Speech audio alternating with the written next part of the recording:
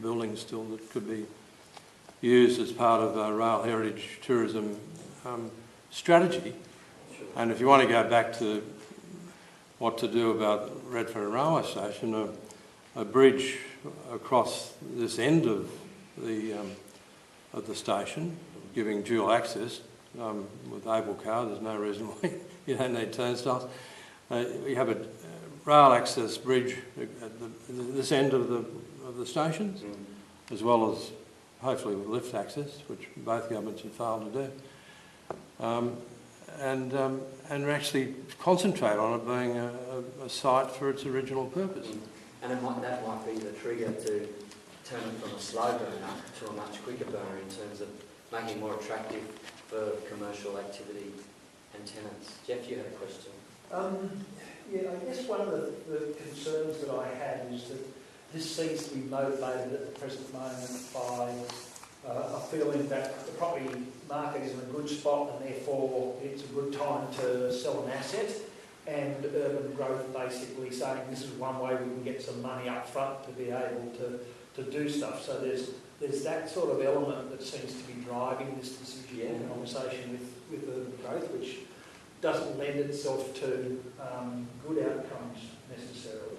But the second part of that is, if urban growth is going through this whole central Eveleigh reassessment of this site and what actually happens on that, and yet it's going to try and sell it off initially, at least on the 2005 controls, there's the whole question about what happens in terms of not only the good planning outcomes for planning the entirety of that corridor, but also in terms of what might be lost in terms of uplift in value that might go to contribute to some infrastructure. And the classic example, I think, is the bridge potentially that could go between the ATP and carriage works, which is an expensive bit of infrastructure. Frank wanted to put it in and then basically decided the cost was too high, so let's put it down next to the station where it cuts off a couple hundred yards. But if you can capture some of the value in terms of pedestrian traffic and commercial opportunities that might come along that, then you can actually contribute that into to what happens. So there's a range of things there that concern me. I'm not quite sure what council's feeling are on those things are, both in terms of the selling it off early to fund something else, and the second part is what it limits in terms of strategic planning and the capturing of potential uplift. Both of those things address the first one, which was about, is this the right time to sell? And that's one of the things that we've highlighted in the report. One of the representations we'll make to urban growth is that if they really want to do the best thing by the public purse, that there will be a better time to sell this site. And that time will be after they've done. If they really want to do the right thing by the public purse, this is not the right time to sell the site. And it would be after they've done central to Eveleigh. Yeah, but with the proviso that, with a proviso that we don't necessarily support that either. But we're just making the point that this may not be the best time to get the right price, and so the decision may be flawed from that point of view. It's generating cash flow is basically what they're using it for. Yeah, and they just did that possibly. Well, I'm sure they've probably publicly admit that there are things that they have to do around affordable housing or whatever. I'm not sure where they earmarked this particular tranche of cash to go. Well, it does say that it could be reinvested within the transformation of the corridor. Sorry, well, they haven't given any details. That's exactly what they're going to do. They haven't given any details for it. Sorry, let's look at the logic here. They'll sell it. The first cab off the rank in terms of precinct development is the South Eveleigh one, where they'll evict public housing tenants in Explorer Street. They'll demolish that housing. They'll then, in their words, transform that site into a high residential site. Then they'll move around to North Eveleigh and live with the City West. Those could build a McDonald Town. Yeah, live with the City West development, which is a great development funded by the affordable housing levy that you spoke about earlier, and just continue on. Now, if we have another view that's more sophisticated than that as to what their intent is, I think we're actually just letting them get away with it, Sure. really, at the end of the Sorry, day. question up the back there? Did the report analyse the economics at all? How much income there is and how much there would be a potential sales price? The time frame for the report and what we were asked to do was basically review the strategic planning risk. So at this point, we haven't had time to go into real detail, like, you know, what the projected sale prices would be under different conditions, or how to work out what the long-term income stream is from the If you look at some of the, if you look at some of the other documentation that's around, there's a net income to the site now of 15 million. NICTA funds nearly a third of that, so it actually is in surplus. It makes money already, a reasonable amount, 15. And the number crunching they've done has been around those sorts of current income streams, but really the purpose is not the current configuration. It's the higher level development that they're after in terms of the sale price, not the current income streams of existing tenants. And there's no income stream from either Channel 7 or the National Innovation Centre, because they've already prepaid their leases. Right through to 2094, there's nil income from both of those sites to the site at present, and nor the future owners. So they're really going to drive whatever they want to do to maximise their income under the successful sale. And that was the peppercorn amount that they paid for the media city as well. It's NICTA's the same. Sorry, not NICTA, NIC, the National Innovation Centre's the same. That's, I can understand that being supported. I agree. Peppercorn Yeah. rental, but Channel 7? Yeah. Could I ask a really ignorant question? That's the map currently. That's the plot. Yep. Whatever it is. Yep. Sites.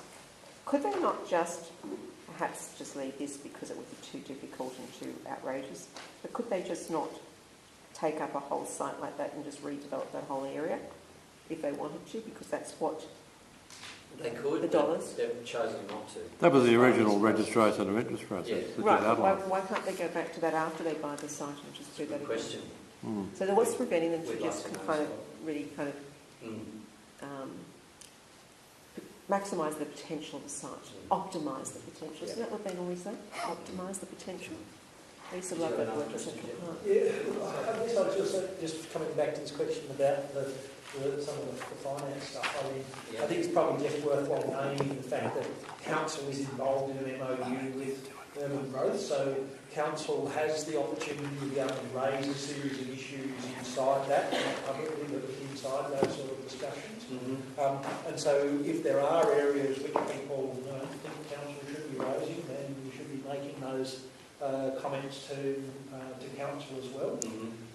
But I think the other part of it that we all need to be thinking about is, okay, it's all very nice to have this study, but then you have to actually prosecute a case to actually try and get Urban Growth to change their view, or the minister to change their view. So that becomes the next part of the exercise, it seems to me, as to how you go about doing that. One of the discussions that is underway is that there is a motion from Union to New South Wales to actually work with community around the campaign, but no one's really given thought to how that might actually fit together. So looking for some sort of ideas in terms of what could happen, because it's very important from the union perspective in terms of the industrial history and the labour history in the area. So we have to be thinking about those sort of things. It's not a question just of council having done a report and hopefully that changes things. If only it was that easy. It's also about what the pressure is that can be put on to try and shift the ground as far as Urban Growth and as far as the Minister and the Government is concerned. Yeah, you mentioned there was someone here from the unions. I don't know. Do we have someone here tonight? No? No, I don't think so. We don't, but I've been talking to the ETU and they're certainly taking an interest in what's going on and talking with Union New South Wales. So really, I mean, the next occasion to revisit this is the 28th of March. A change of government would be an interesting attempt to stop it. Question? Thank you. With these regulatory closure and that sort of thing, what opportunities have you guys got to basically get some feedback or some info, not the detail of the responses, but get a feel for the responses which would inform some of your economic thinking and everything else? Because out of that, they'll be shortlisting through. So, It would be just to clarify the question, you mean the responses that they might get from the market? or what the nature of the response is that urban growth have got from the market. Because I think that would be, if you're able to get any of that, that would be something that is the next I think if there was some things, stage of thinking from this there document. was some things that came in from those responses that were real risks and were things that would really raise the hackles of the community. I'm not sure urban growth would raise that. I don't raise it, but I just wonder what sort of relationships or under the MOU in a more formal sense to seek just a, relaxed manner of a little bit of feedback of the types of stuff. If I Then we recall might pass correctly, on. Well, this is the real response I'd anticipate from urban growth. We have an MOU, which is a bond in which describes how we might communicate and work together. Then there's the procurement process or sale process, commercial in confidence, righty. Oh, but there's a whole range of stuff outside of the commercial confidence. In fact, I passed Troy Daly, who I think he was patting me on the head because he told me that he would share some of the responses. I asked him, leading up to commercial and confidence stuff, can you share some of the with me as an individual or my resident group? And he said, I see no problem with that. I would say It was that Thought and action. Well, maybe we should ask them. We should. I guess one of the things that You actually might get some truth. But one of the things that you've proposed to mitigate the risk environment, if I'm correct in that report, is that you form part of the group that finalise the criteria for the selection, That's right. which would hopefully appropriately protect some of the things that we've been talking about. And we do see that as one of the better opportunities, is about how do we Get in the tent. how do we get inside the tent so that we can be part of the decision that's made, if the decision is made to sell. Yeah, and I guess I'd be advocating for having some community representation on that particular committee. And I think that we'll put that forward as well. We'll also put forward having a heritage expert on the committee, and we push that hard and see how far we get. Can I just say the Greens, New South Wales actually did put in a mock expression of interest at the close date of 30th. And it's got substance if you want to go and have a look at it. It's on Jenny Leong's website if you want to look at the detail. A lot of interested people, people who are expert in the history of rail heritage and the like, participated. But I must say Urban Growth didn't get back and say, look, we're thinking about your opposition to privatisation. So there is a process going on, and I expect the Greens and hopefully the Labor Party as well will be saying a lot more between now and 28th of March. But what went in was quite a well worked through submission, drawing on community input, comments from people that were canvassed locally, as well as people like Professor Lucy Taxer at Macquarie University, who's an expert in rail heritage. So let's sort of try and keep the ball rolling. The election time is the period to make our voices heard about this. Well, some of you may know that we're having a candidates forum for the seat of Heffron here next Wednesday. Yeah, You've got the flyer. Yeah, I'm in front of the Versmill. One of the questions we've asked is about the sale of Yeah. ATP. We see it was certainly one of the three key issues that our February meeting identified that they wanted us to ask all the candidates. The other one is West Connects and the other one is about planning. Yeah, I was aware of that. So it's good for everyone else. So that's great. next Wednesday night here, encourage anybody in the seat of Heffron or that has an interest in hearing what the three-party positions are to come along. Got a few minutes left, so if there's any questions. Andrew, is there any chance, I mean, this briefing was excellent. Is there any chance for a briefing on the SGS West Connex report? We can certainly A number of us have been talking about that and think it's an excellent idea. So We would love it. Yeah. We would really love it, and I think you'd get a lot of people in here to hear it. I mean, that's something which the community is far more passionate about. That report, I think, is 66 pages and this is 15. We need a lot more explanation. And the council's stance is even more strong on that one. So can we have... We can take that back. Yeah. Well, it's a very hot issue and it's becoming an election issue, and it would be really great. I mean, we understand the City of Sydney has now said basically no to the current proposal, and it would be great to have somebody actually take us through that proposal. It's a wider interest than just the immediate suburbs because it has an overflow to other areas as well. Sure. And when I've been down to East Hills the other day or somewhere like that, and the place was just overflowing. It's always overflowing. Enmore was overflowing. It's a really hot issue, and Sydney could be a leader on that. You would need something bigger than the Enmore Theatre. Vice Chancellor's Oval, I think. That'd be a good spot. But you wouldn't. Let's say you wouldn't be alone with the community groups in helping to organise it and things like that.